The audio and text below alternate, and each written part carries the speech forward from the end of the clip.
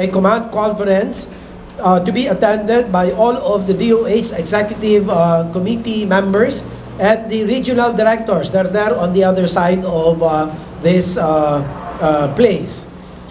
And this is with the end goal of improving our coordination, the department's coordination efforts with all of our regional offices with respect to the 2019 nCoV health event and the expected response to the possibility that this particular virus may indeed enter the country.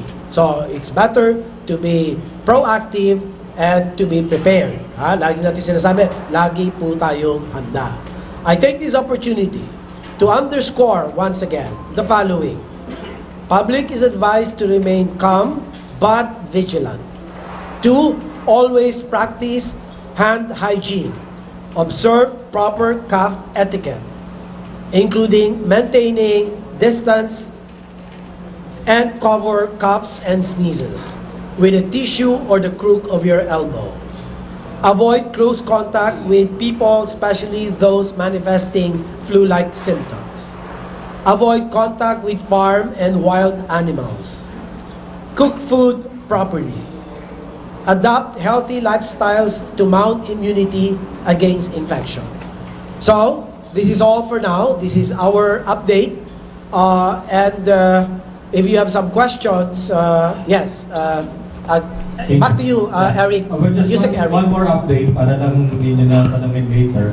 The 6 tests that were sent by our ITM are now en route to Australia, and we will get word once they receive at the laboratory. And that will take 24 hours running at least. No?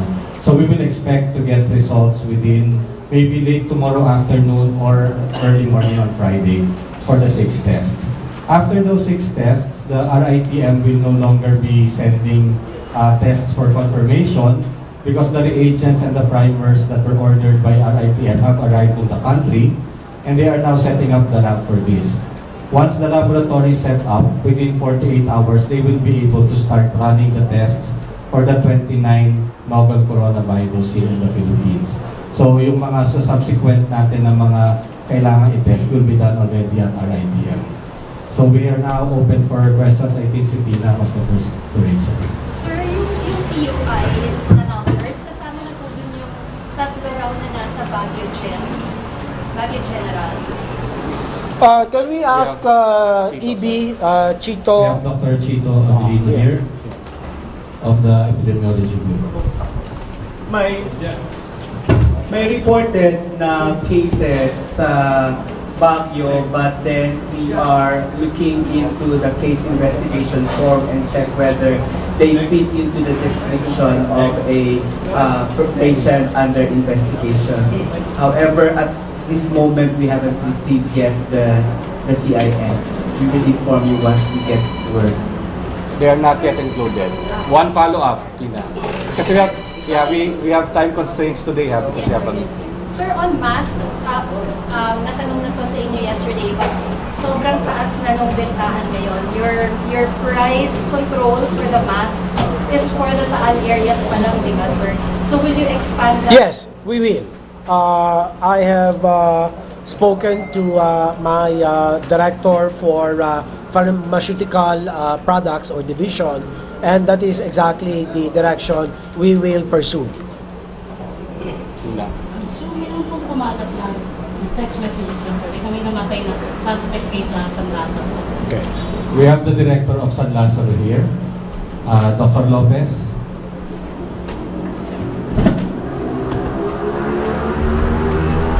Yes, early this morning at around 7 a.m., we have a person under investigation. So ilapit mo, hindi marinig. This morning, we have a person under investigation. Hindi pa confirmed for NCOV na namatay. Yes. So, this was admitted last Monday. Anong profile? Nationality? He, male, no? 29 years old from Yunnan, China.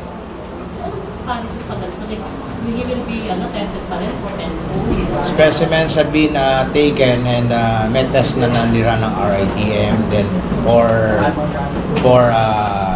detection of the N coronavirus. So we're waiting for that result. Ano bang cause of death? Ang cause of death niya is pneumonia. So once we get the results, we will be updating. Yes, Dr. Lopez. Yes, the patient was seen with varying symptoms upon admission. No? Meron siyang mga cervical lesions, mga kulani, meron siyang lung findings na rin, then meron siyang basically payat yung pasyente. Then meron siyang anal wart then tinest siya for HIV. Then, nag-initial screening test, positive siya. For confirmation siya. Positive for HIV. Sa screening test, positive siya for HIV. So, for Twice confirmation daw. siya. Twice Twice testing already. So, we are waiting for the confirmatory test result. Wait, yeah, at the back, you? Wala? Rafi? And then Trish? And then Aiko.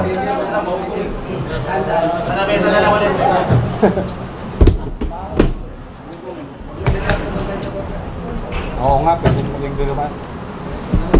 Sir, tanong ko lang, do we know the infectivity rate of the 2019 ENCO? Of course, this question is stemming from the Japan case na meron pong nahawak pero wala travel history to Japan or China. Dr. Abilino? Based on the initial information that we have at the moment, the infectivity rate or the RNAP for nCoV 2019 it ranges from 2 to 4 or 3.8. So that means for one individual infected with the infection, there is a possibility for him to transmit it to 2 to 3 or 4 uninfected individuals. At close range po. At close range. We have to remember that this is, ang pinaka-basic principle is it should be close contact. Just to put it in its proper perspective, the measles R naught is 18. The infectivity rate, one person is to 18 kakalat. So this is just to show you, it is a much less. Yes, 18. So can we compare to SARS and MERS, sir? Because it's the coronavirus hit. So in that family, mababa po ba ang infectivity rate niya compared to SARS? Siguro baka pareho lang.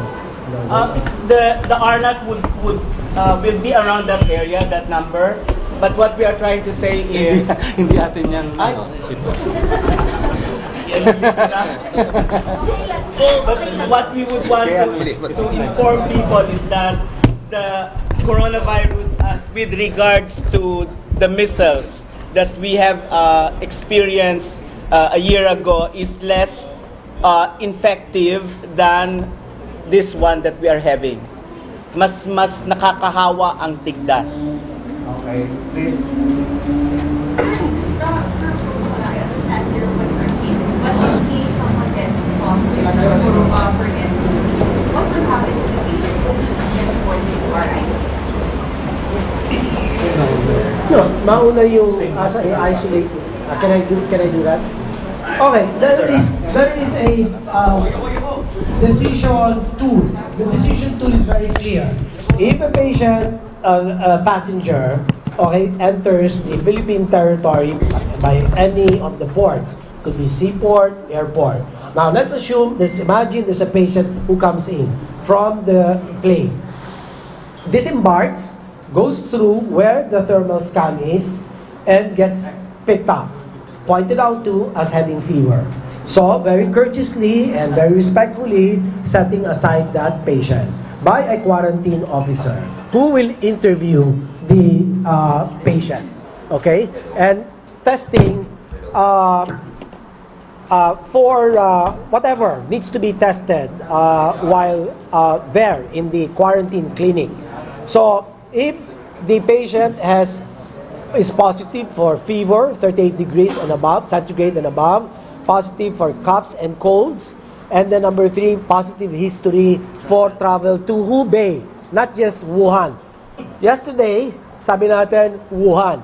Ngayon, in-expand na natin yung lugar to cover the entire Hubei province. And number 4, positive exposure to one or more of the 4. Number 1, direct contact with a confirmed case of nCoV patient regardless of exposure, regardless rather of travel history or residence. Number 2 will be the exposure to a healthcare worker in a facility known for taking care of patients confirmed with nCoV. Number 3, that passenger, if there's a history of exposure to the animals in the live animal market or seafood market in Wuhan City, which is the epicenter of the coronavirus, that's also a question that is asked of the traveler. And then, of course, number 4 is there's one more I'm trying to recall. Exposure. There's one more. I forget. Healthcare. No, I already said the healthcare. There's one more. Healthcare facility positive for the coronavirus. Contact with the healthcare provider. The device said that also. That's about all of it. So kung positive doon, dadalhin siya, i-isolate siya. Okay? Ika-quarantine na yan. And then the next step will be for the collection of the nasopharyngeal or oropharyngeal swab. May kasama na pala, while ini-interview pa sa quarantine, may collection na ng health declaration card or the yellow form. Okay? So, yan ang gagawin. I-isolate and then the collection of the specimen for testing. So, doon na papasok. Pag positive na daw siya. No, hindi makakapasok yun eh. Hindi sir, if the PUI daw test is positive. The How? admitted, How? yung admitted natin sir na PUI. Yung admitted Pag natin. positive. Okay. Asking if we have to transfer to RITM. No, we have our own isolation rooms. Remember, this coronavirus infection has no treatment, has no vaccines. The intervention is purely supportive. Okay, so They stay in the hospital. stay in the hospital. They are kept. They're isolated. They're given paracetamol for fever, analgesics for pain, wherever they might feel it. Hydration is so important, no? And everything, the nutrition will be taken care of, etc. Follow up and then I go. Sir, you think does it have something to do with the spread, right? Especially right now in China, it's winter, it's impossible to come as There is no report or advisory coming from the WHO to that effect. So whether it is going to be less infectious because it is warmer in the country, or the cool weather in China at this time of the year is helping propagate this virus, is something that is pure speculation. I go and then at the back.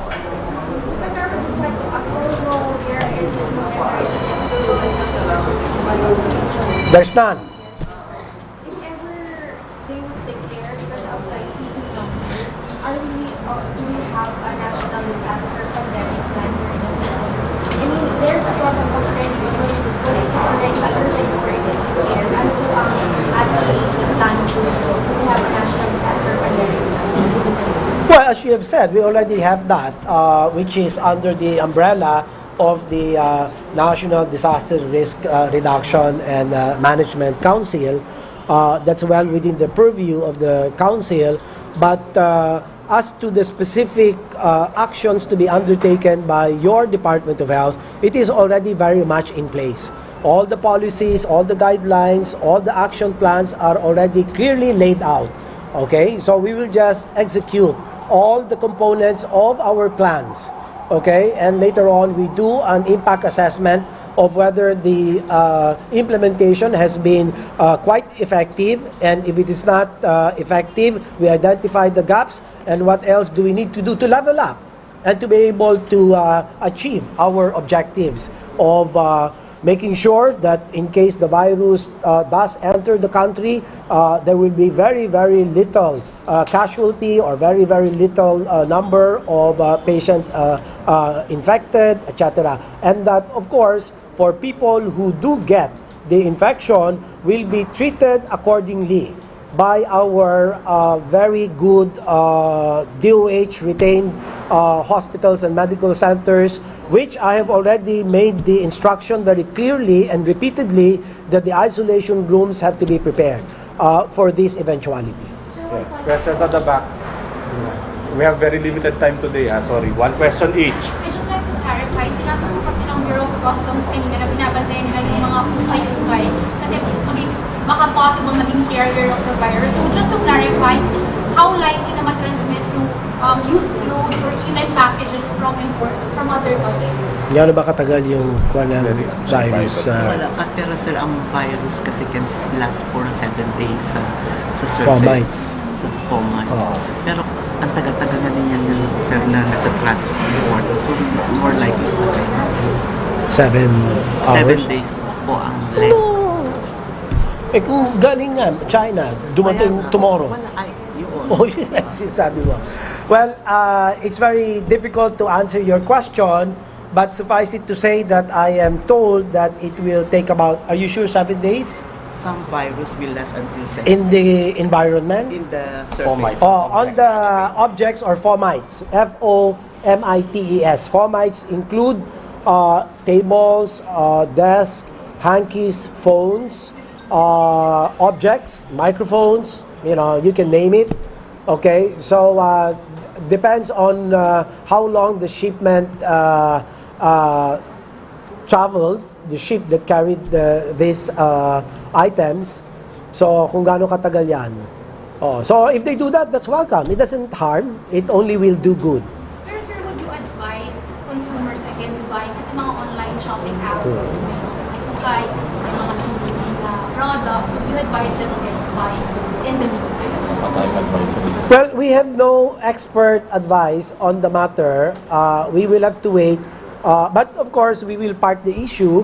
We'll address the issue squarely as soon as we get the experts to guide us how to respond to this. But by and large, the basics continue to you need to observe the basics first, which is again personal hygiene. You have to wash your hands as often as you can, maybe 8, 12 times, the more the better. You have alcohol or alcohol to do that, and that will really just do good than harm. Okay? Last question. Is it really advisable for Filipinos who want to be repatriated? Isn't travel going to make them more, isn't travel going to make them risky may come back?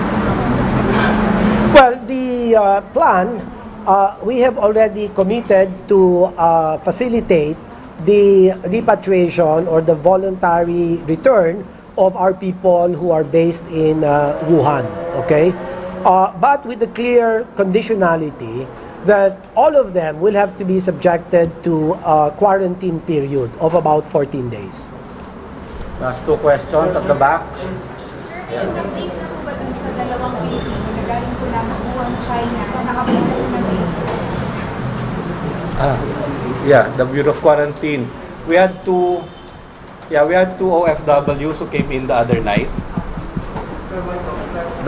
Director Salcedo.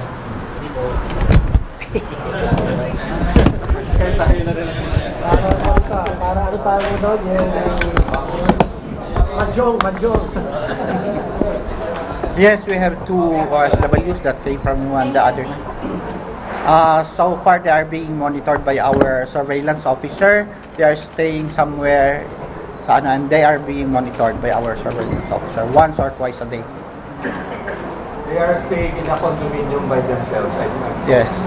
So, yes, Yes. self-quarantine. And we call them every day. Wala. Wala. They are okay. Ito po ang ongoing na command conference sa lahat ng region ho dito sa ating bansa. Ito ho ba yung kauna-unahan ho na command conference relative to ENCOM at paano po yung magiging proseso kung sakaling isa sa region sa ating bansa ay magkaroon po ng kahit PUI lang, dadali mo sa Maynila o pa? Hindi. Yung ating interim guidelines, malinaw. Yung ating decision tool or evaluation tool, malinaw. That will be good for the entire country. Okay? Except, for example, in places where facilities might be currently overcrowded, then we will have to get the other regions to support. Meron po bang mahalagang detalye na kailangan malaman po ng taong bayan? Ito po sa sinasagawang command conference. Wala, it's just the usual that we just want them to level up and to strengthen the hospital preparedness, the laboratory preparedness, and the regional epidemiology surveillance units preparedness. So it's part of our overall plan. Speaking of preparedness, Secretary, kung i-measure po natin siya, ilang percent po, gaano malaking kahanda ng ating mga hospitals? Well, masasabi ko, handang-handa. Hindi naman kasi ito first time. We had MERS-CoV 2014-2015. Then we had the pandemic H1N1 in 2009. And then we had the SARS in 2002. And in between, we had avian flu. So this is not something that is entirely due to the DOH and all of its operating units. Sir, hangin po sa pagsabog ng bulkan. Meron po ba kayong alert levels in Lomba as, let's say, this thing is concerned? Gusto mong gawin parang Taal Vulcan na alert level? At this point kasi meron kayong mga people who are being under suspicion, di ba, of having coronavirus. The declaration of alert levels are not included in the guidelines. So we stick to the guidelines and let us not do what is outside of the guidelines. Let's confine ourselves to the dictates within the framework. Sige, may 5 minutes pa. Sige. Sir, there are reports that Hong Kong has produced a vaccine and that is in China, that they're using HIV drugs to treat COVID. Is that fake news? I'm not sure. We do not have any feedback as to that. No official report. Again, I take this opportunity.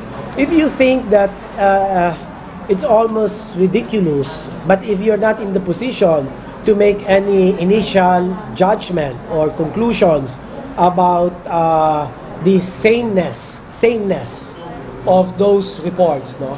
Pwede wag nyo lang ipasa. Just keep it to yourselves, especially if it is really almost incredulous. Okay. Last question. Sir, clarification of the WHO's correction of from moderate to high global risk. What does this imply, sir? An implication ito sa I think we have Dr. Rabi here. Dr. Rabi is here. Dr. I see him. Oh, Dr. Rabi. Oh, finally. I thought you were not coming. So, yes. The upgrade from here. moderate to high risk in the region.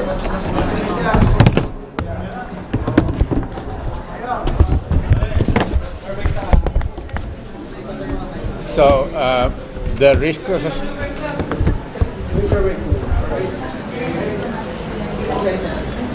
assessment is done based on many factors. One is how infective is it?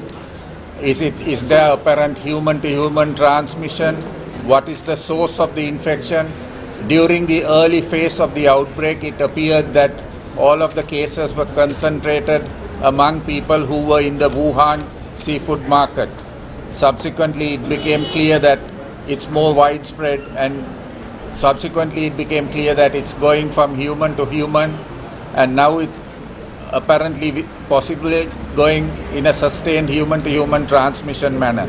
So this necessitates that we change our risk, because the potential for the virus to spread has been expanding, as you have seen with the numbers increasing and the geographical spread increasing, right? In the risk assessment, we also take into consideration the severity of the infection and the mortality due to the infection. Fortunately for us, in this particular case, the mortality is much lower than the previous two known coronaviruses that caused big outbreaks. SARS, which had about 14% mortality, and MERS, which had about 36% mortality. Here we are talking of a mortality in the region of about 3%. So this is a good thing, but the spread this time is more clear, and that may be also because of the fact that we have good diagnostics and widespread capacity across the region that were developed very early on in the outbreak, right?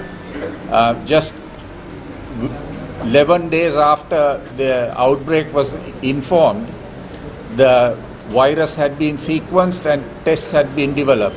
So it gave the ability to many laboratories in China and outside of China to start testing a lot of people early on. If you compare that with SARS, we didn't know what we were dealing with for more than a month, right? So that phase possibly was missed. Okay, so thank you. One last item for WHO, and then we have to go inside. Posted something in Twitter that says that because of the widespread and global spread of the coronavirus, WHO may anytime are considering to declare the Is there study or is there confirmation about that? So when the emergency committee was convened on the 22nd of January, they couldn't make that decision. They needed more evidence.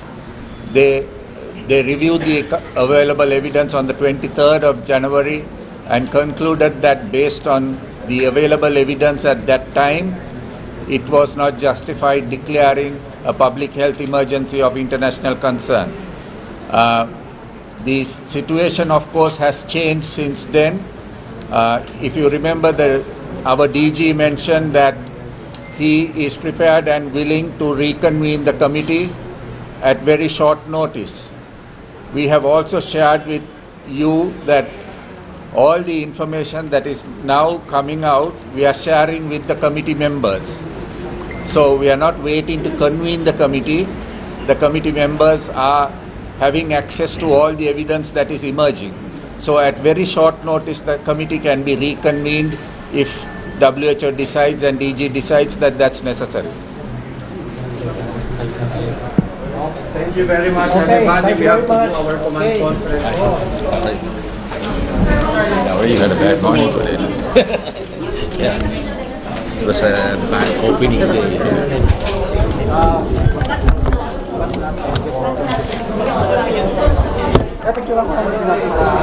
Data privacy, picture.